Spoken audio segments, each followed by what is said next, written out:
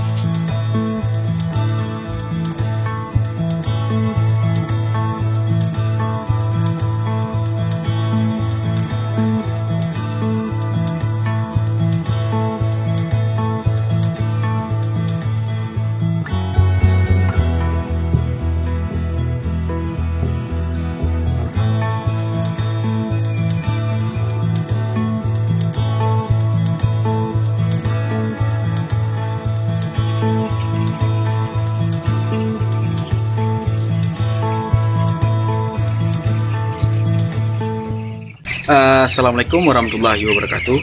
Teman-teman semuanya, sebagai informasi hari ini saya berada di kandang ayam milik putra Aceh Barat, yaitu Bapak Amiruddin ST, yang juga pemilik Rumah Tani Amiruddin ST.